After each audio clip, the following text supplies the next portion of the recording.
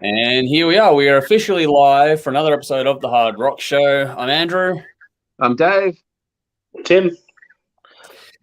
Thank you all for joining us, whether you're on Twitter, YouTube, or Facebook. We're monitoring the comments and that, so if you like jumping in and having a bit of a chat with us as well, feel free, by all means, to do so. Coming up in this episode, we're going to talk about the latest from local band Cicadastone, as well as the latest from Paul Stanley and Serj Tankian. We'll have a hot topic in a moment, the bin and all the usual stuff we get up to in a little bit as well. Our details are in the comment or description of this, so make sure you're following us. And if you're watching later on or listening, then make sure you hit those links and subscribe, follow, and don't miss out on the next live broadcast. We have Patreon out there too, so check that out too if you'd be so kind. And as always, a big thank you to our fantastic sponsors, Squidding, Screenprinting, Alt Cult, and Rockstar Finance. Find them, give them a follow. Their details, as well as ours, are in the description of this one.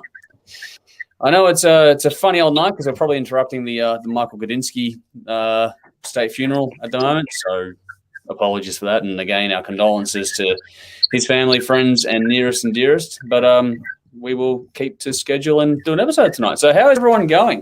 It's Dave, it's been a little while since you've been on the stream with us. So, it's your first actual episode stream, isn't it? Yeah, my first broadcast live, so I got to watch what I say. You can't edit anything. I will try and behave. I'm staying sober tonight, just in case. In 3 episodes, I will get drunk, so we have a lot more fun. Yep. But yeah, apart from that, I think Mastodon was the last one I was on, and that was fun. Yeah. But life is chugging along. Everything's good. I'm getting back into watching wrestling, which is awesome. Okay, cool. Nice. AEW delivered some great content the last few weeks, and that Dr. Britt Baker and what's her name? Thunder Rosa. Thunder Rosa. That lights out match was amazing. That is the best women's match I've arguably ever seen. Wow. Yeah, I'm doing that one now. I've never seen thumbtacks in a ladies wrestling match. Okay. Not only that, they promised you like a no DQ match, and they gave you thumbtacks, double juice. Yeah. Duplexes from the top rope onto a pile of chairs, ladders. Yeah, they beat the shit out of it. They beat the shit out of each other. There you go. Yeah, and it's not just the one match, the whole damn show, and it wasn't even the pay-per-view. It was on their TV show. Yeah, it's quality, and last few weeks I've been watching, and they're delivered. Like a couple of weeks ago, because everyone was talking about AEW a lot, so I thought, okay, I'm going to do an experiment. I'll watch AEW, WWE, Impact, and Ring of Honor, which I've never seen Ring of Honor, and by far Raw was the most boring show of the lot. It is so sad to see how much it's dropped down. Yeah, AEW up top, Impact, Ring of Honor, then Raw. So, my wrestling week. That's the thing. We're spoiled for choice. There's so much good wrestling these days. They're all spoiled for choice. Yeah. I don't know why people are watching Raw. Go check out the Japanese ones, too. I've been recommended to check that out. I am a solid New Japan fan, but I mean, even then, DDT and Noah put on great shows. All Japan put on great shows. If you're a fan of women's wrestling, both Stardom and Tokyo Joshi Pro put on really good shows as well. So, and NWA's back as well. It'll pay-per-view soon. Okay. Yeah, Thunder Rosa was on that. They're promoting that. That was cool. Yeah. Nice. Good time to do wrestling. It's getting interesting again. Okay. Yeah. I'll have to tune into AEW more. I've watched a little bit, but I've fallen behind again. I'll have to catch up. Yeah. The Young Bucks were great when they were Generation Me, but they've really come into their own in ring, on the mic.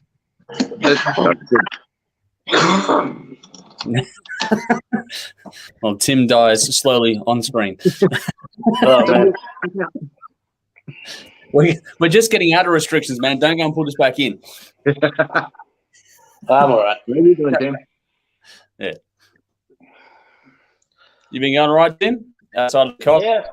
Yeah, about outside of that. About the same. Just honestly the same as Dave. Just watching a lot of wrestling. Okay, cool. Keep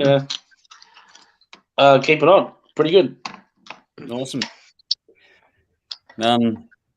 Busy as fuck. Yeah, busy as fuck for me at the moment. This month is just crazy because every weekend there's a birthday, be it a nephew, a niece, my brother. it's crazy. And so we've done a whole lot of stuff with family functions and all that at the moment. And because the nephews and nieces are particularly young, it's always a good time to go and see them and hang out. And we're all catching up with each other because we weren't able to do it for a year either. So everyone's sort of, making the most of the opportunity while they can. But the downside is that there's no time for anything else when you're working as well. And so I just got massive amounts of editing to get through at the moment, which is just sort of, okay. So I reviewed one of these things before sitting down at dinner tonight, and I'll finish off the Mastodon special, which is going to air on Channel 31 on Saturday night. I'll be finishing the TV cut of that tonight, as well as what's going to Channel 44 next week and a whole bunch of stuff. In effect, I'll be uploading about, 7 hours worth of television tonight when I'm done after this. So that's my to-do list at the moment. But apart from that, everything's good. Just keeping busy and doing what I can to get as much done as I can. But once we get through the next couple of weeks after Easter, it'll settle down a bit for me, which will be good. Cool. If you've got any questions or comments for those watching, feel free to jump in because we're going to go to a hot topic. And Tim, it was something that you said that pretty much is the only thing that any of us can think of that people are talking about, and that's the difference in capacity with announcements being made that we're going into much less restrictions as of this Friday night coming up. That sporting venues like the MCG are able to go to 75% capacity, whilst the indoor live music venues have a much lower capacity than that. So, Tim, what have you noticed, and what are your thoughts? Yeah, there was a lot of people talking about this, and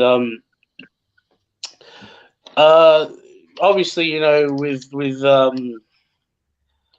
the important thing to note, and the reason why it's coming up now, is because we're coming towards the end of JobKeeper, and a lot of the end of the debt freezing and whatnot is coming to an end soon. So people need to start making money.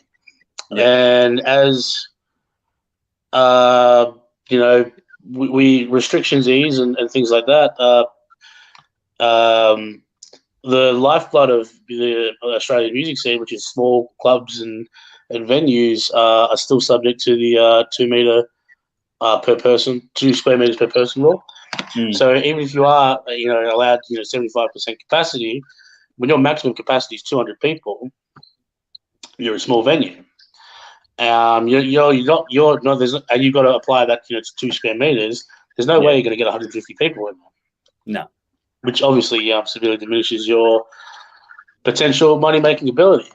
Now, a lot of people have, said, we've got to raise the caps and whatnot. And while I do agree with that in theory, my personal take on it is I think a year ago when we froze, a lot of the debts and started, brought in things like JobKeeper and JobSeeker and whatnot, we had no idea how much COVID would knock everyone on its ass. Yeah. So rather than putting the onuses on the businesses to make more money, when they're entirely reliant on walking traffic, my onus would be on perhaps, continuing benefits for another 3 to 6 months. Yeah. Because, I've said it before and I'll say it again, things aren't returning to normal until we've all gotten the vaccine. And more and more likely it's looking like we're not getting vaccinated probably this year. Not at the moment. So, because again, it's a 2-shot jab, and they're speculating we might hopefully get our first jab by October. So, we'll see. So, and I mean, I understand because indoors is inherently more dangerous than outdoors because you've got recycled air and everyone breathing the same air, as opposed to outdoors where everything just blows out in the wind. So I do understand that. But at the same time, I do understand where a lot of these clubs are coming from because at the end of the day, everyone's got bills to pay, everyone's got staff to pay, everyone's got tables to feed and jobs to, and bills to pay. So tough times ahead. Yeah, be interesting. Dave, you got anything you want to add to that?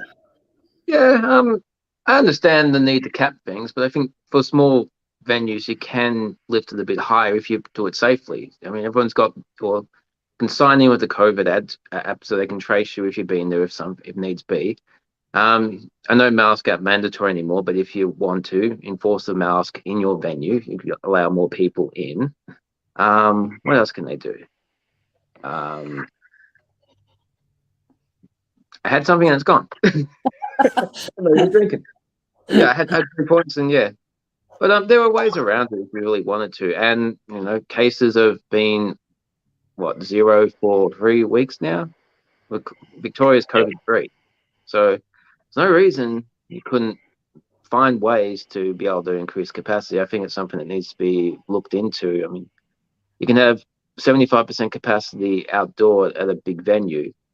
I can understand that it's more dangerous inside, but with the statistics we've got at the moment, we're pretty safe. So I think there are ways around it if they wanted to. No. I will get to the comments that are coming through in a second. I'm not really going to go into too much on the health side of things. I'm not in any way, shape, or form qualified to go there, so I'm just not going to. I think that overall, I'm probably on Tim's side of the coin here, and that I think that we've done a lot when it comes to supporting businesses and all that sort of stuff. From government funding and all sorts of stuff, and whether it be from the federal or the state level, whichever way you want to look at it, I think there's more work that can be done in that regard, especially when there's things like Harvey Norman gets to keep $20+ million of JobKeeper for no good reason at all. So I don't think that the waste of government money is really the biggest issue, and there's already plenty of wastage as it is. So I think that until we've got this thing safe and secure, until we've got things like the vaccine rolling out, we have a comment here, someone that can't have the vaccine. So what do we do with people like that as well? I think until we can, safely isolate the virus from the community, having, better quarantine setups and all that sort of stuff as well, to make sure that, until we basically eliminate the virus, when it comes in, as opposed to taking the point with the hotel quarantine setup that we have currently. I think there's a few issues in that regard. Once we get to that sort of stuff, because it is the indoor thing versus the outdoor thing, I know there's a different bunch of arguments about that. I'd rather see that, if venues and that are struggling, I'd like to see more support from the government at this point in time, especially with the arts being as important as they are at the moment, or going forward as well. It's the ideal time to support Australian arts, no matter what venue you have, because internationals are going to find it hard to come here for quite some time to come, even after all this is dealt with. So I think that, I'd rather get some support from the government and then find some initiatives to get the arts a bit of a prop up out there as well in that regard, just so that it takes the pressure off of the venues. If it freezes rent and all that sort of stuff, I'd rather see them do that than trying to force things. Because if it goes wrong, we'll all be complaining harder than ever before that we have to go into a lockdown, and that's the flip side of the argument too. So that's pretty much what happened in the UK. Where they had an incentive where if you were to go out and eat in a restaurant and whatnot, then you would take your receipts and your government would pay like 50% of the bill or whatever, and it totally backfired, caused another wave. So that's where I think just prop them up for a bit longer. Like I said, I think that the Australian economy, if you do your research, is pretty strong regardless of what's happening at the moment. So we're in a better position than a lot of other places where we can do things like that. So I think more support overall would be more important and more beneficial all around. Let's go to some of these comments. We're actually getting a few ones tonight. So Ignacio is saying hello. So hello back to Ignacio. Where else we got here? Going on the hot topic, we have Helen DiMartino saying they're running at full capacity, yet fear for financial viability with live gig venues. So there's a lot of that going on at the moment. So, some that can do it, some that can't. It's a bit of an interesting one. Now, going on to the one I was saying before, so Tough Sneezer has said that he's on blood thinners and can't have the vaccine, which is a different problem entirely when it comes to people like that. And he's saying, just glad I went to all this concert in the 90s. So, yeah, that's a good thing as well, I guess. But hopefully we'll make it so you can get out to more gigs in the future if we can all do things better. Following on with him, we need a world with heavy metal as well. That's also why it's important.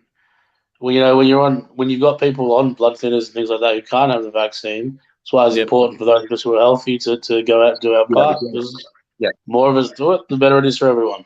Yeah, I agree. Cool.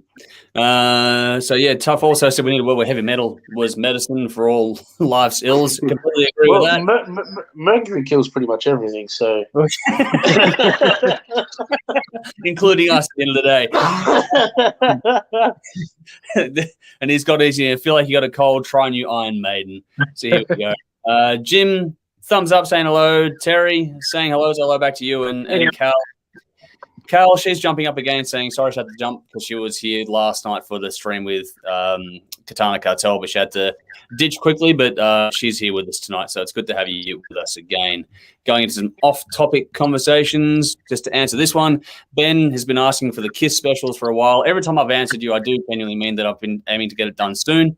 It's just a case of life gets in the way, and I do have to work and do things to feed the family and pay the bills. So I won't make any exclusive promises, but the way we're doing things now will see me able to upload more of the old specials and sort of stuff, hopefully sooner rather than later. So watch this space. Just keep subscribing, and I do apologize for the delay with that. And Mark is saying, hey, yes, we're going to get to your album very shortly. So hello to Mark.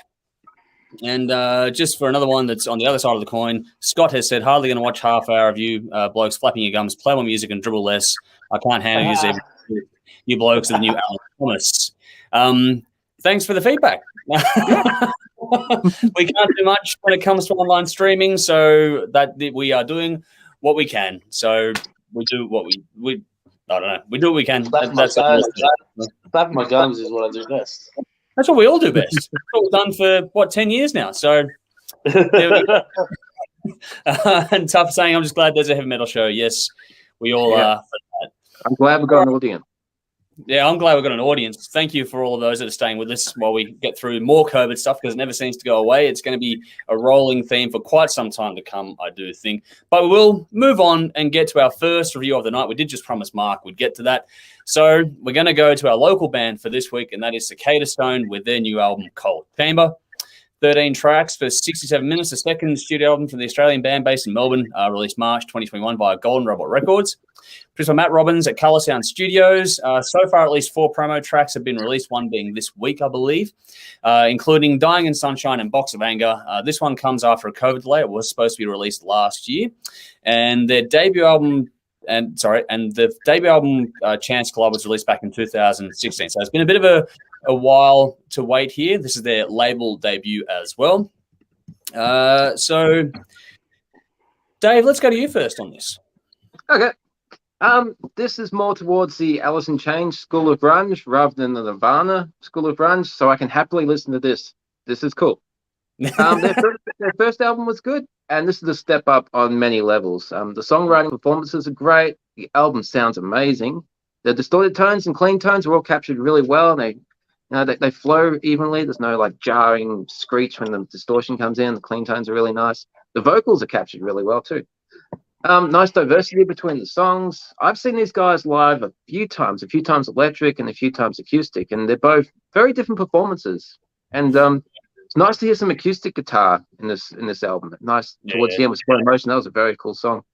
And the first album, it had the heavy stuff, and you also get to represent some of what else they can do on this. This has a lot more layers and diversity, which I knew they could do it because seeing them live. So I'm glad that you get across on an actual recording. This is really cool. The lead work is pretty cool as well. It's not flashy. Like a lot of the solo stuff I like is just like guys showing off, which I love that shit. But the solos on this just add a great dynamic to the songs, which is also a cool way of playing. And it's becoming a bit of a lost art because everybody wants to show what they can do. So it's cool to actually be able to kick back a little bit, and it's just that extra layer, which is very cool. I missed their launch the other night, which I'm spewing, but I'm looking forward to seeing these songs live again. I was going to give it 8 out of 10, but Mark's watching, so it gets 8.5 out of 10. My standouts are Red Eye Raven, Out of Sight, Call It What You Will, Box of Anger, and Slow Motion. Nice. Cool. Good choices. Tim, what about you? Yeah, I love these guys. These guys are a great band.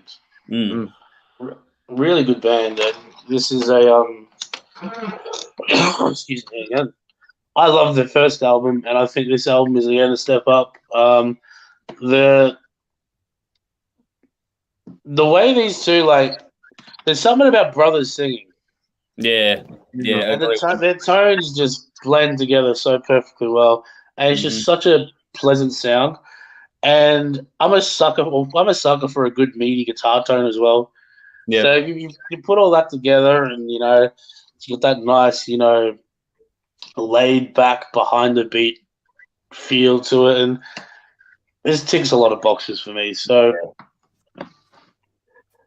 like, a lot of it for me is stuff to taste, and can these guys play the kind of music that I just like to listen to?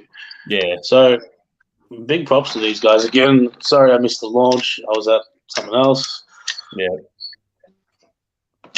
Big props to these guys. These guys are a fantastic band. Again, I know a lot of people use the grunge comparison, but I think these guys are a bit more than that. I think if you're a guy that, tends to sly away from the grunge thing, you should check out Cicadastone because they are a very grown-up and mature rock and roll band, and I think they're a fantastic band. One of those bands where, if we weren't in Australia, it'd probably have a much bigger audience. Yeah, agree with that. Out of Sight, Burden That You Wear, and Box of Anger are my highlights. 9 out of 10. Nice. Okay, we're getting a good cross section of favorites here. I enjoyed the debut album all those years ago, Chance Collide. It's still a good album. Went back and spun it again before reviewing this one. And what that did for me was it showed you just how much they've grown from the first album to the next. I like the amount of detail, the effort that's gone into this. It shows this is much more mature and well-rounded than the debut was. The debut album is really good, but this one has more subtlety involved in the writing, the performances, the layering of the acoustic guitar in virtually every song, even just as accent points here and there, was fantastic. That attention to detail was glorious. And the brothers and their tones, the note choices for the harmonies, all that sort of stuff. Yeah, the closest comparison you're going to get is Alice in Chains in a lot of respects because of the note choices, but at the same time, there's a lot more to this band than just that. If you're a fan of the 90s, this is going to really speak to you. If you're not a fan of the 90s, this probably won't change your mind overall, but it is still an album that I think most people find at least a song or two on here to really, really enjoy because there's a lot of emotive depth on this one. And that was the biggest difference for me between the first album and this one. The emotive depth, you can feel like there's some real heart in your sleeve stuff going on with this, and there's a bit going through the minds of the lyrics being written here, and I really enjoyed the darker touch, I guess, overall, and where it was going. I think it's really well put together. The production is fantastic.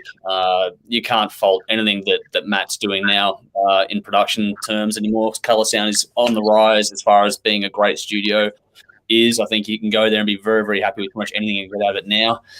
And I think that, from top to bottom, this thing is well written, well performed.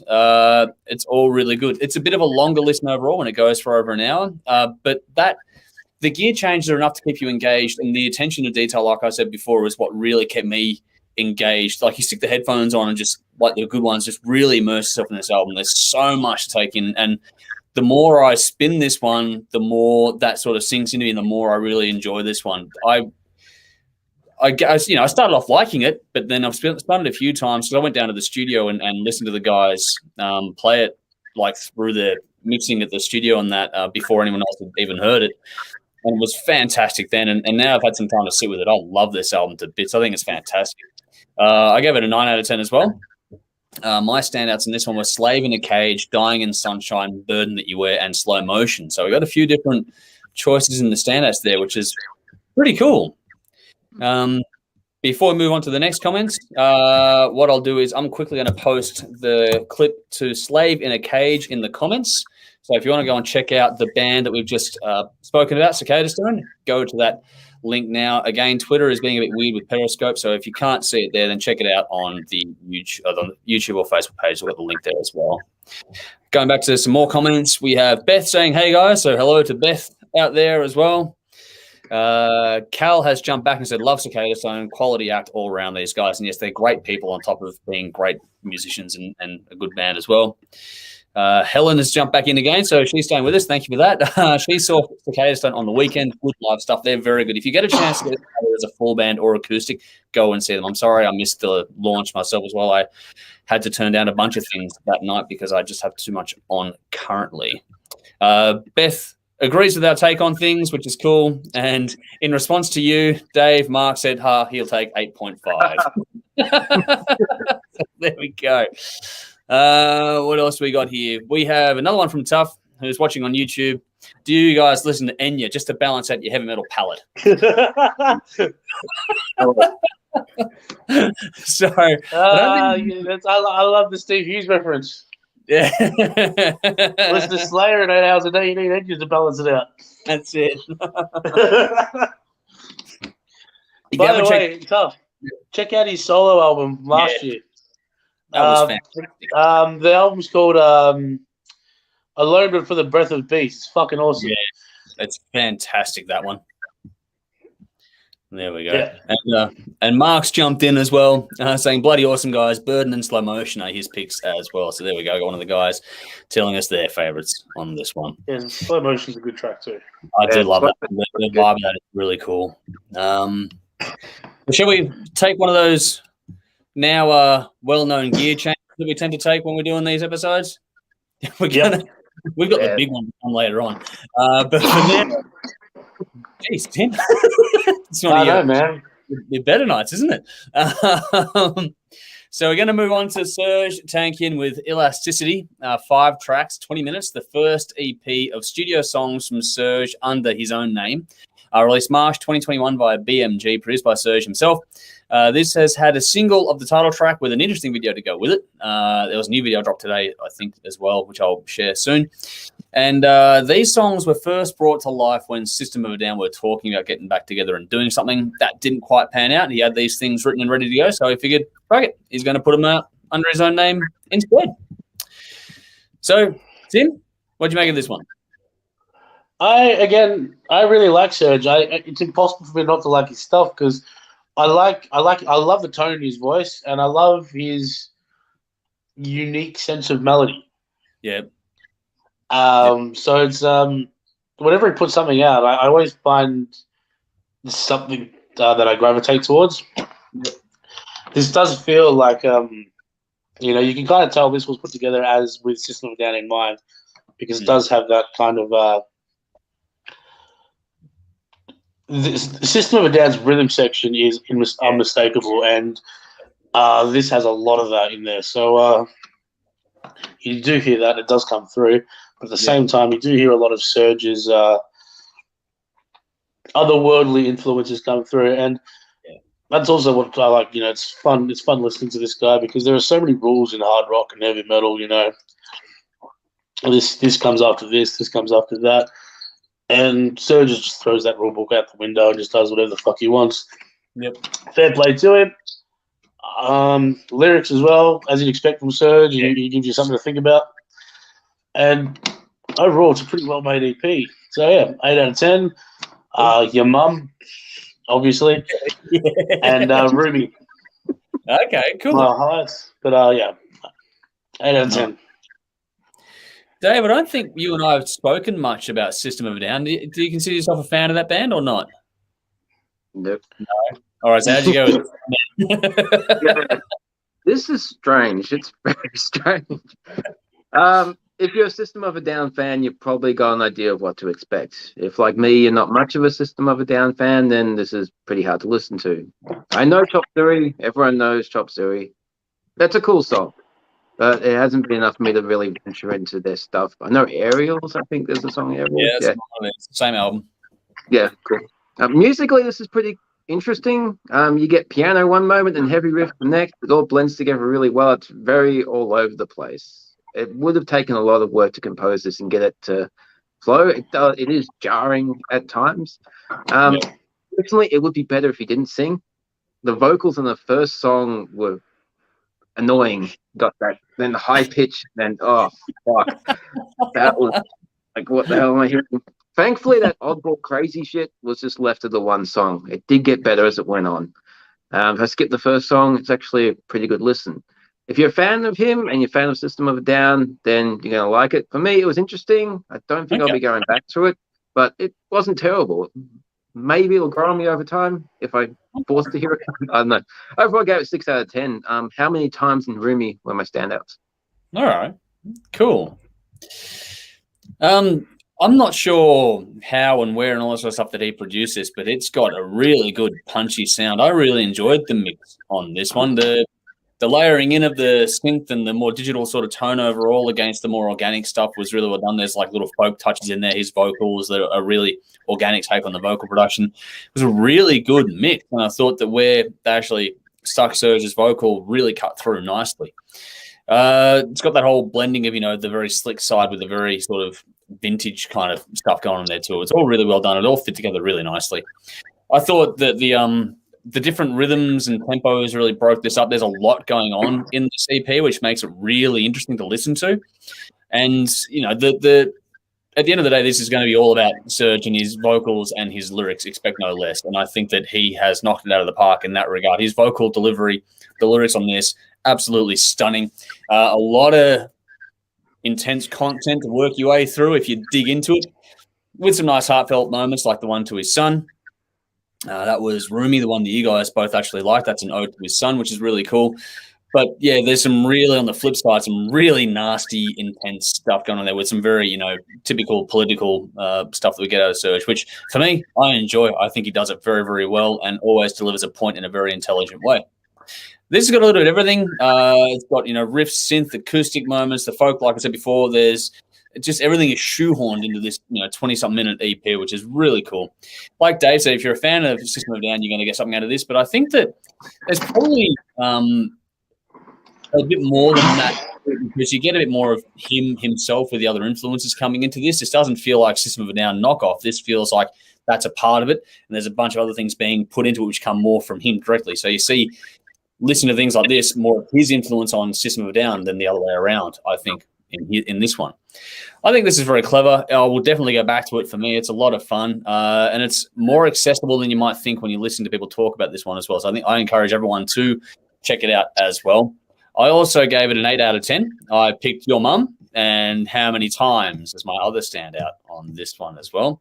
So I'm going to give me a moment here, people. I'm just going to copy a link. So he released a video today, I believe, to Electric Yerevan, which is another really cool track. It's the closer on it.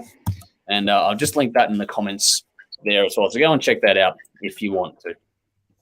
Speaking of comments, let's go back. Tough, he's here with us still. He has said that he's going to go and check out the Steve Hughes album, which is very, very cool. Yeah, don't be disappointed at all. You won't be disappointed at all. And I think he's got some jokes for us. So here we go. Heavy metal icon Rob Halford, abandoned fame to live as a monk in a Tibetan monastery. Buddhist free. So there we go. And on the back of that, Christian heavy metal is awesome. Check out Nuns and Moses' latest album. So there you go. Yeah, Christian heavy metal and me don't get along. We've established that. I don't think we need to go there anytime soon. Although it might be live funny. broadcast, Dave. Yeah, I'll keep it. Yeah, we got some comments. And Helen is saying, thanks for the links. Good.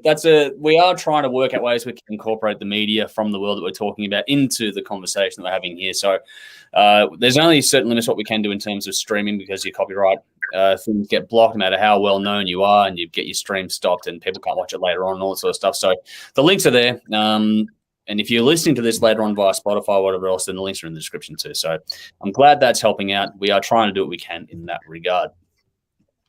But now I do have to get on to doing all the little main event stuff that we've got set up of late. I haven't quite set up for this format. I will get to that in the near future. But right now we are going to go to what is amounting to our main event this week, because it's been a very slow week in terms of music releases this week. But we figured this guy's a household name, so let's do his new album. This is Paul Stanley's Soul Station, Now and Then. 14 tracks for 48 minutes. This double album is the debut official release from this group, led by the KISS member. Released March 2021 via UMG Recordings, produced by Paul Stanley. There are 9 covers and 5 originals in this, and it was Paul's wish to get this 10-piece band together to do an album that sort of seamlessly brought the old Motown world into the new day with contemporary songs to go with it. So let's see if he succeeded or not. Dave, over to you first. Yeah, if that was the mission, I think he nailed it, because 9 covers, 5 originals. I couldn't tell which was what. There's a couple of songs I recognized, but yeah, it was all pretty seamless. It flowed pretty well. Okay, this is actually pretty cool. He's obviously doing something just for him, something he's passionate about. He's a musician. Musicians make music. Sadly, KISS is just nostalgia now, and a lot of people don't want new music from them, which sucks, because Sonic Boom and Monster were great. But he wants to record, he wants to do new stuff. So if you're not a fan of soul music, I doubt this is going to change your mind. Personally, I can take it or leave it. If there's nothing else on, then fine. There's a few songs I recognize. nothing objectionable about this type of music at all for me. I prefer it to hip hop and electronica. That shit makes me want to kill myself.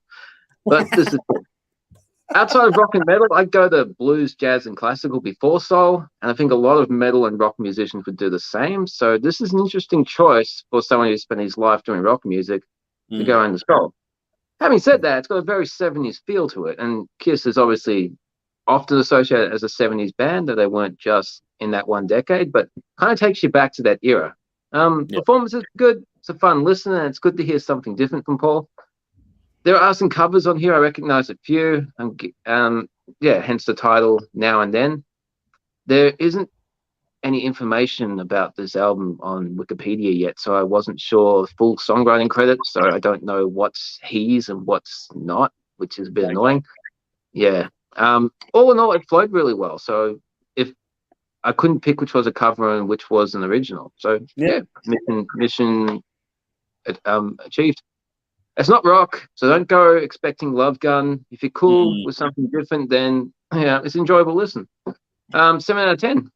Could be I'm falling in love. Save Me From You, Baby, I Need Your Love. And that is a cover. I know that song. Cool. Yeah. Cool. All right. Nice one. It's a good take on it from the big-time Kiss fan. So let's go to someone who really only likes to learn Kiss at a special did recently. So, Tim, over to you next. Well, if you ever listened to Dynasty and thought Disco Kiss is not disco enough, I've got an album for you.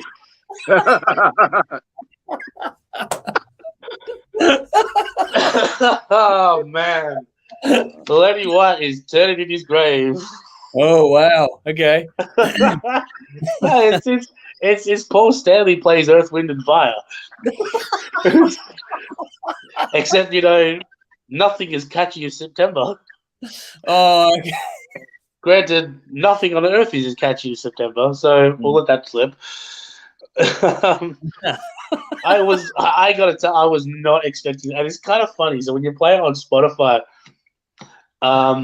quite often bands they'll have especially bigger bands will have like a motion clip that repeats, and it's just Paul Stanley like doing this weird dance, like jerking him back and forth, and it's like this 70-year-old dude with a mullet and a white suit. And it's a sight to behold. So I recommend viewing that while listening to this album. It's really something. It's not playing it for me. I'm trying to find it now. Here we go. I'll hold it up to the screen. That's it. That's the one. There we go. There you go. Check that out, folks. This is a lot of this. I was introduced to music through this kind of band music, and as a kid, because this is what my parents listened to. Yeah. Earth, Wind, and Fire, and Boney M, and all these soul bands. As a kid, so. I'm partial to these sounds, and I like the use of horns. I thought the horn section was great. I thought the rhythm section was great. And overall, Paul's a pretty good singer. He doesn't have that wail that he used to have back in the day, but he can still hit a note and still sing a tune. So for what it is, it's fair play to him. And I'm sure this is an album that he put together, I think, if I didn't know, but until Dave saying, Wikipedia info isn't up yet. I'm sure this is an album just for him, and he's probably looking at it. If anyone listens to it, take it or leave it. So from that perspective, good on him. I thought he's done a reasonable job. If you're an old Kiss fan, if you're a hardcore, I'd probably check it out. Yeah. Might get something out of it. If you're a passing Kiss fan, just wants to listen to Kiss, and then. No. You're probably not going to get much out of it. Yeah. But for some reason, if you're a connoisseur of the Commodores and you're listening to the Hard Rock Show, then you're probably not going to get much out of this either. Probably going to listen to the Commodores. But look, if Paul Stanley ever sees this, I would say, look, you know what, you did he did something just for you, and that's I can't fault that. So yeah, 7 out of 10. Could it be I'm falling in love and just my imagination or my highlights? It is what it is. And, it's fun. Cool. I'll put a link in the comments shortly, people. Like it's been covered. This is a long way from a Kiss record, and like I said, these are the things we do when there's a slow release week when it comes to music coming out.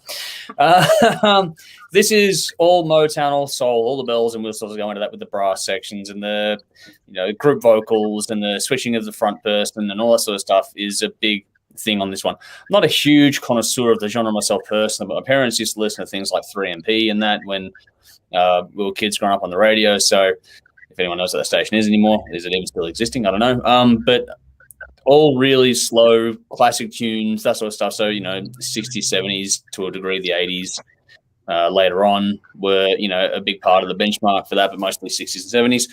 So it sort of, it fell into an area that I knew, like I knew a few of the songs on here, but at the same time, I didn't know that many songs. So I actually started going through the writing credits on each of the tracks to work out which ones he wrote as originals on this one, which ones were the covers, because the 5 originals fit perfectly in this. They're spaced out across the album.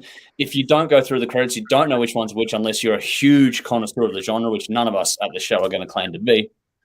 So I thought that alone, for what he was attempting to do, mission accomplished. He managed to write some new songs that fit in with the classics seamlessly. So that alone is, credit where due for that, because that's exceptionally hard to do, to do that and not have it come off as being like half-assed or passe, or like to do it and do it well, so it's not tacky or any of those things. It's really hard to do, and he's nailed it in that regard. That's the key. Yeah, it's going to be very easily tacky, and it's not. Yeah, it's got some class to it, which is very, very cool. His vocal has a lot to do with that. I think someone put in the comments there before, which I'll go to in a second, that it's pretty much the only thing he can sing these days. That's probably true because there's a lot of conjecture about his live vocal performance when it comes to the Kiss shows. There's nothing wrong with going into the studio and doing things like this because it is within your capability, and he still puts in a very, very good performance. He can't belt it out like he used to, but he can still sing and still has a great tone and actually surprisingly good range, believe it or not. So I think for what he's done on the record, vocally, he still has something there definitely well worth, putting out to the world. I don't think he can do another Kiss record per se, but he can certainly sing and do some other stuff. I like how it was produced as well. I think he's a very good producer. Very warm, got a very vintage feel to it, but everything's modern at the same time, well balanced. Everything comes through when it's supposed to, and nothing is too busy on this, which it could be with a 10-piece band. You could think there's a lot going on, and there is, but at the same time, nothing is buried and nothing is over the top either. It's all very well blended, which goes into the performances done as well. Everything across the board in this is very well executed. I thought the album flowed nicely. The tempo changes were good. But at the end of the day, it's one of those records where if you're not a fan of the genre, this probably won't do anything to change your mind. It's one for those that really enjoy this music or are a hardcore fan of the man. So yeah, it's a bit of an interesting one. It's all in context, of course. I think the covers were well done for what and all that sort of stuff. It's a good listen while we're checking out. It's outside of a wheelhouse, but like I said, it's a bit of an interesting week this week. So I think it's enjoyable, but there are way too many covers on this to give it a massive score, but it's very, very well executed. So 7.5 out of 10 from me. I picked I.O.I. and Save Me From You and Lorelei, which I think are all originals here. So just for the record, the originals are I Do, I.O.I., Save Me From You, where else? Whenever You're Ready, I'm Here, and Lorelei. So yeah, there you go. Those are the originals for those that are curious and playing along at home. In the comments, here's another link for you. Go and check that out if you feel like it. If not, then don't. That's okay as well.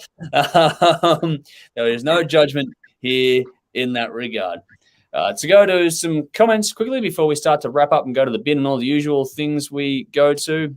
Tough is sitting here with us all night long, so thank you. He goes, I don't always listen to music, but when I do, so does the entire street. I think that is par for the course for all. That's the way we can do it. Maury jumped in and said it's only because Paul can sing those songs easily, which is why he chose those songs, which I think is a fair comment to make. Still means that I still say that they were well executed, though, so that's a different point. Tough Sneezer, what age were you guys embracing the darkness that is the metal? He was 11. What was that? Yeah. 8. Wow. Okay. I got into Queen about the age of 9 or 10. when I found metal per se was much later in my teenage years because I grew up listening to a lot of classical music and things like that. And so getting a hold of metal was pretty hard when I'm the oldest as well. I had no older siblings to pass it down to me, and parents wouldn't allow that sort of stuff being a different household. Tough he was so mentally his mum with an air guitar. So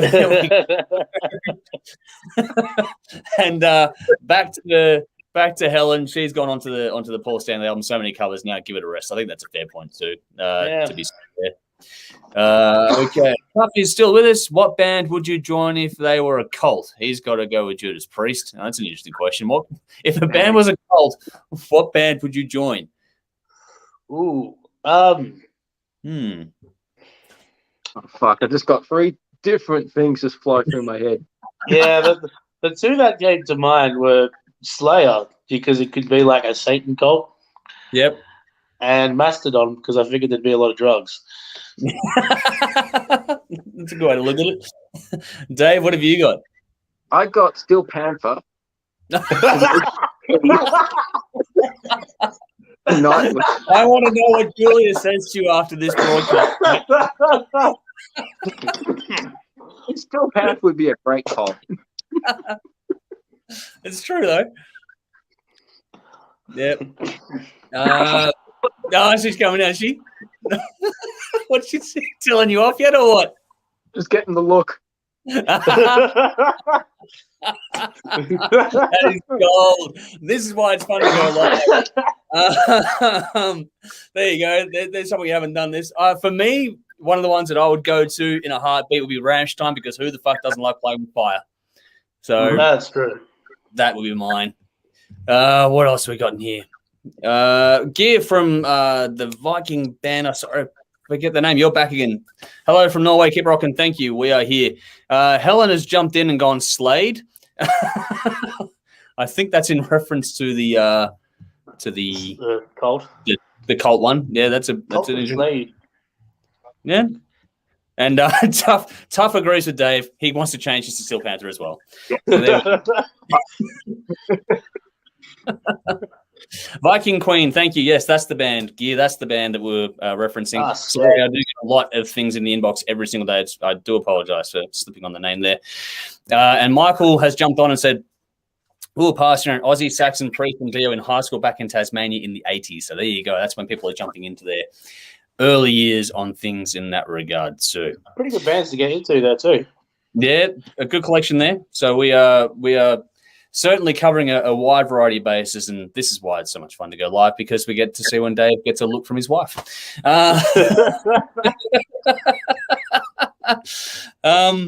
But we won't get Dave into too much more shit tonight. We'll start to wrap things up. So make sure you are following us. Our details, as always, are in the description of this, whether you're watching live now or whether you're watching on repeat or listening to it later on. Go to the description. Follow us on any of your chosen social media platforms. Keep up to date with everything we're doing. Get involved in these live broadcasts. We're doing 2 or 3 of these a week now, so get into it. Watch us on TV every Saturday night on Channel 39 in Melbourne, every Thursday night on Channel 44 in Adelaide.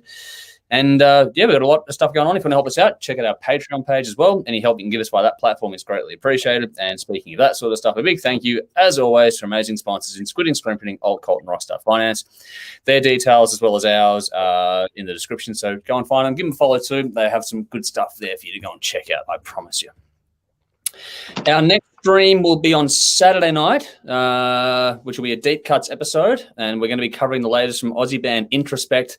Then one that was actually thrown into us in the comments in the previous stream was Auden Ogun. So I went and checked it out, and it's actually okay. That's going in. That's a very, very interesting release.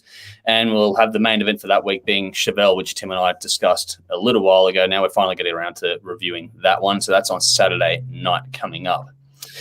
Plug TV spots end of month. So next week is our Mastodon special. So make sure you stick around and tune in for that one. It's coming up on Saturday night on Channel 31.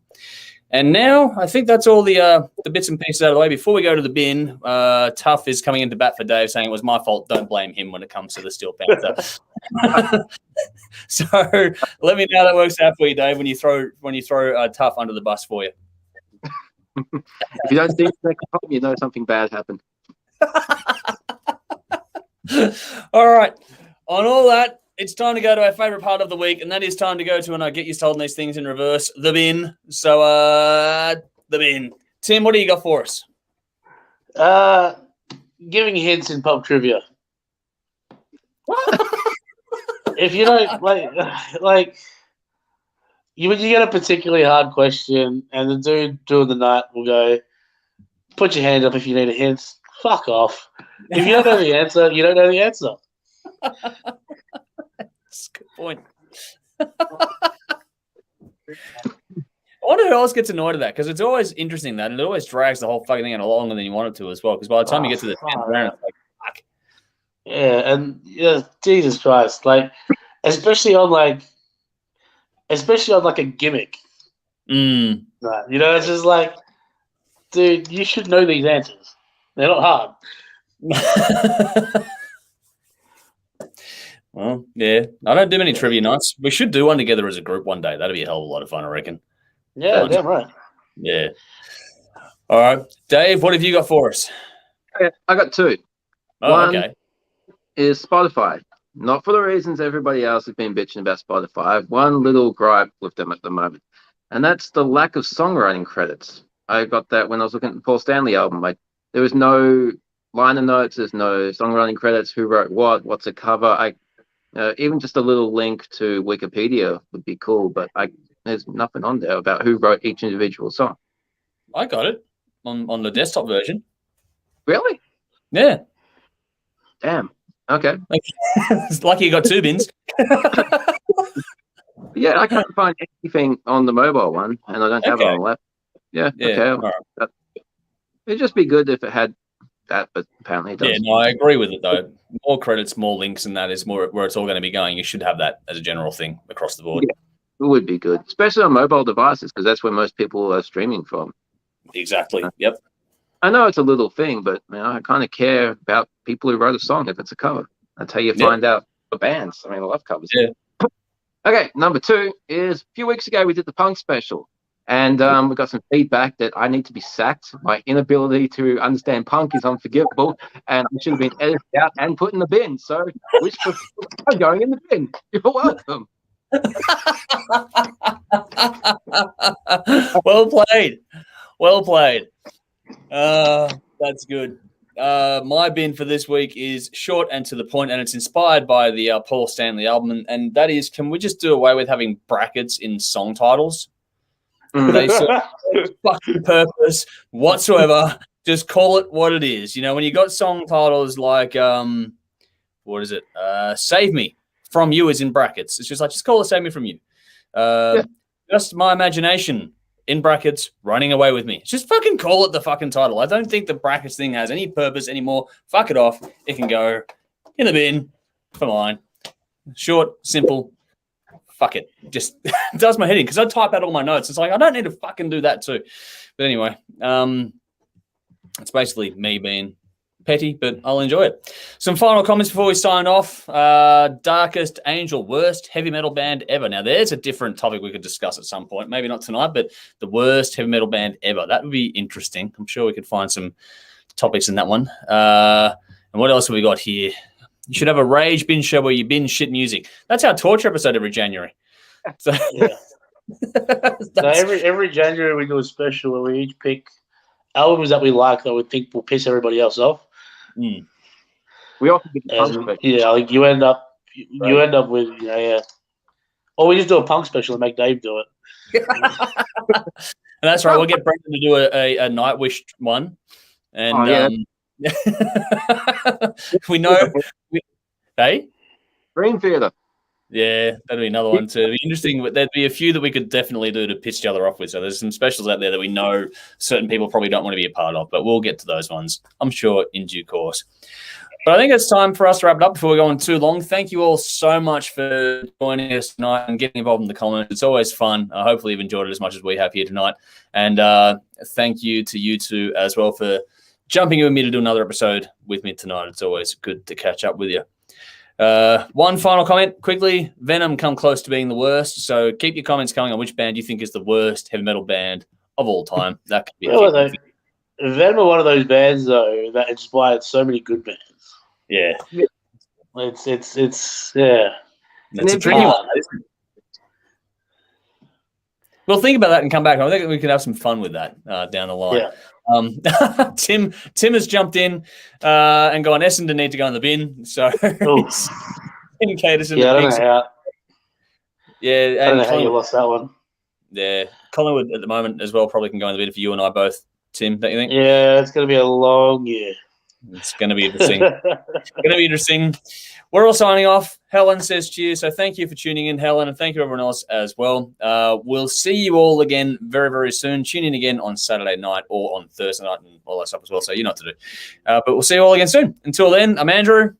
I'm Dave. Tim. As always, drink up. Rock on.